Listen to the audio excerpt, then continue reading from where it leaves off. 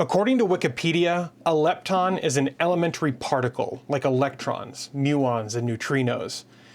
In the PC world, Lepton is Valve's rebrand of Waydroid, an Android compatibility layer for Linux. Waydroid is neat, and I've talked about it here on the review a few times before. But what actually is Lepton? And more importantly, why should Steam need a built-in Android compatibility layer? Well, you can think of Lepton as being similar to Proton. Proton is a Windows compatibility layer for Linux. So in the same vein, Lepton is an Android layer for Linux. Now, this is a bit of an oversimplification, but practically speaking, this is how Lepton will be used. It will bring Android games to Linux. But why the hell would anyone want to play Android games on their PC? Do you guys not have phones? Yeah, you guys all have phones, right? As fun as it is to be snarky, there's a whole class of Android games that Valve's clearly targeting, and it has to do with the Steam frame. Love 'em or hate 'em, the Oculus Quest series of XR headsets are based on a forked version of Android, and most VR games have Android builds, while only a small subset of them actually target PC VR as well. But there's a problem. Meta's Quest headsets have truly crashed the VR market into the mountainside, especially after the catastrophically stupid investment the company made in the metaverse. Remember that? While this is speculation on my part, it seems pretty obvious to me that Lepton is a way to pry the stagnant VR gaming ecosystem out of the groping, exploitative grasp of the Zuckerborg. It's a strategy to return VR to its open, PC-based roots, while giving developers who unwittingly invested in the Oculus ecosystem an off-ramp. All they need to do is strip out the Oculus dependencies and publish their Android builds on Steam, and then suddenly they have PC VR compatible games. And while an Android compatibility layer on an ARM-based device is a great start and would definitely be enough for Oculus devs to jump ship, I believe Valve's play here is much broader. Let's talk about FEX-Emu for a minute. Now, what is FEX-Emu? Well, it's an open source x86 emulator for ARM processors. Yes, emulator. Much like an NES emulator translates the 6502 CPU instructions of, let's say, the NES to your PC or phone hardware, FEX-Emu does the same, but from PC to PC. Here, FEX-Emu is equivalent to something like Apple's Rosetta 2, translating low-level x86 CPU instructions into something an ARM processor can understand and execute. This will be critical for the Steam frame because it's based on ARM and not x86. Without FEX-Emu, it would only be able to play games with an ARM build, and on Steam, that doesn't account for much. Valve learned the hard lesson with their original Steam Machine initiative. As I covered in my Linux gaming retrospective last week, SteamOS was an impossible sell for existing PC gamers since Proton didn't exist at the time, and less than 1/3 of all of the titles on Steam had native Linux builds. And if there is one universal trait among gamers, it's the fear of missing out. PC gamers with a library spanning decades aren't willing to give up access to 2/3 or more of their games, no matter how much better the Linux gaming experience was even at the time. What's interesting is that Valve has been backing FEX-Emu since its very inception.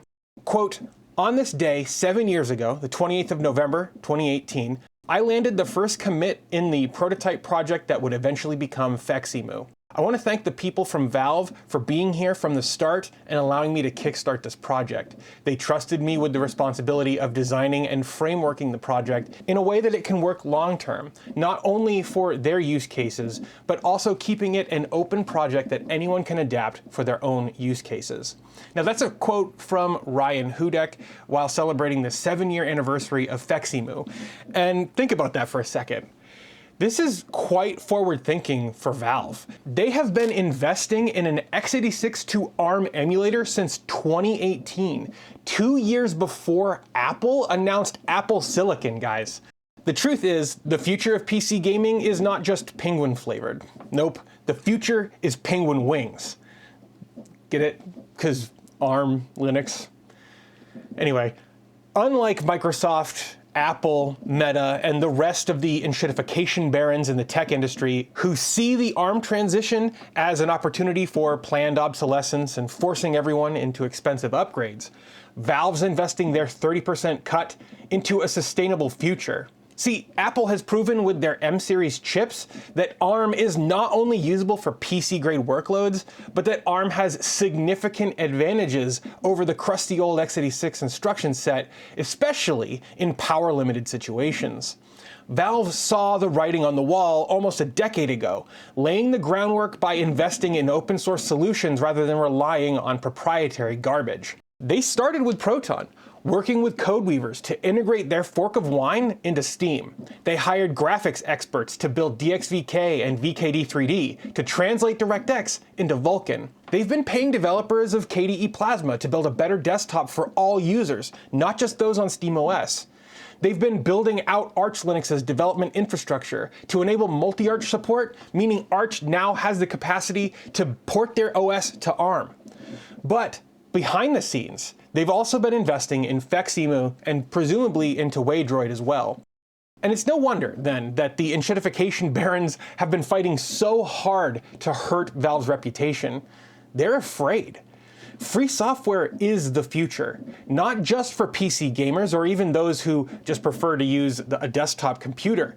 Free software is the future because there's no other option. It's become clear to me that Google, Apple, and Microsoft, the big platform holders right now, have no interest in keeping things open and interoperable anymore. Google is closing down Android development, attempting to lock your own device against you, preventing sideloading of applications and solidifying their monopoly. Apple is fighting tooth and nail to prevent sideloading of applications or allowing any other app stores on their platform. They're even balking EU regulation on that front. And don't delude yourself for a second into thinking that Microsoft isn't taking copious notes here, guys. Microsoft has been tirelessly closing down the Windows platform for over a decade, cramming Edge down everybody's throat, infiltrating advertisements and proprietary filth into their platform, collecting data about you and your usage, and now they're integrating their AI garbage to make Windows an agentic OS, whatever that's supposed to mean. None of these companies have any interest in respecting you, your rights, your privacy, your money, or your digital autonomy. And yet Valve is over here investing their 30% cut into an open PC ecosystem. The fact is, Valve's naming convention of these technologies, Proton, Lepton, etc., these are elementary particles of the universe. They are foundational building blocks of nature itself. Valve knows this, and I think that their naming convention hints at this. I think Valve knows that their Proton and their Lepton are the basic building blocks of a better, healthier PC gaming ecosystem. One that is not only open source, but truly, genuinely free. I'm gonna bang this drum for as long as that remains true.